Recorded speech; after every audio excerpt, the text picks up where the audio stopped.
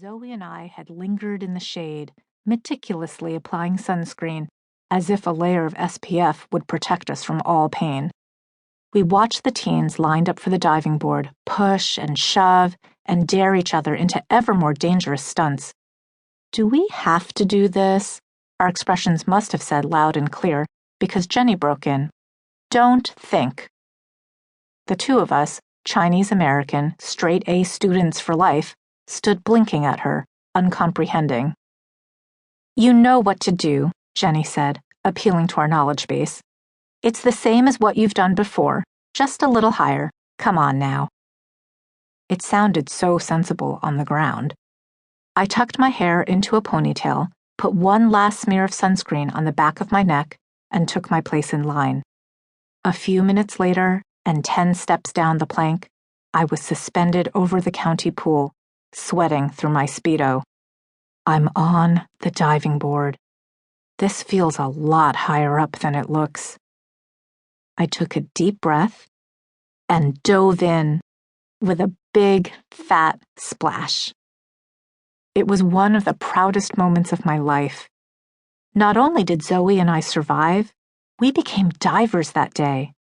Not only did we become divers that day, we got a new lease on life. If I can do this, something I never thought I could do, well, then anything is possible. I was captivated by how fears held for decades could be dispelled in a matter of minutes.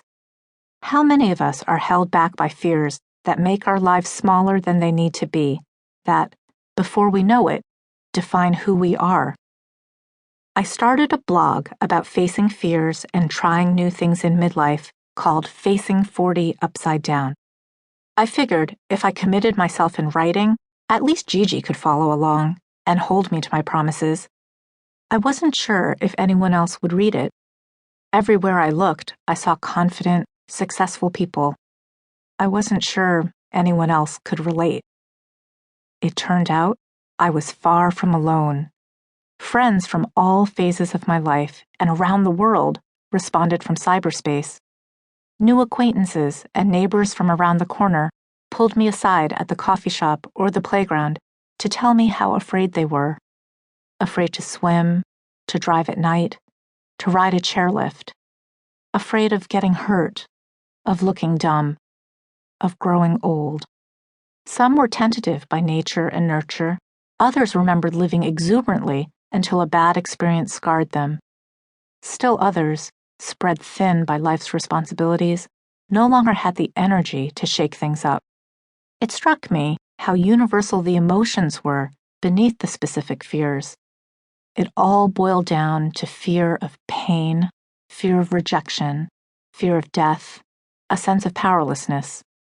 And the stranglehold these feelings had on us made us less than who we wanted to be. Not that there was any lack of advice out there. The self-help section of any bookstore had lots of suggestions for how to face fear. Unfortunately, they all seemed to conflict. It doesn't matter why you're afraid, just do what you fear, was one school of thought, while another cautioned, stop, think, why are you afraid? It's because of your brain, your genes, your upbringing, your chakras, your past lives, your diet, your pets, or lack thereof. If you could focus on your future, if you could reframe your past, if you could just be in the present, all might be well. There were books that profiled extraordinary heroes, jet pilots, prisoners of war, Olympic athletes, world leaders, stepping up to extreme challenges. There were books about putting life on hold for a spiritual quest, or doing fear factor type challenges like skydiving or shark cage diving. I loved those stories, but how did they relate to my life? I was tempted to chuck it all and buy the new encyclopedia of flower remedies. And then it came to me. I want to write a book about how ordinary people face everyday fears, about what motivates us, what keeps us going, what helps us most of all, about how our lives change when we become our best, bravest selves. Of course, fear is a valuable self-protecting mechanism, so I left some life-preserving, intuitive fears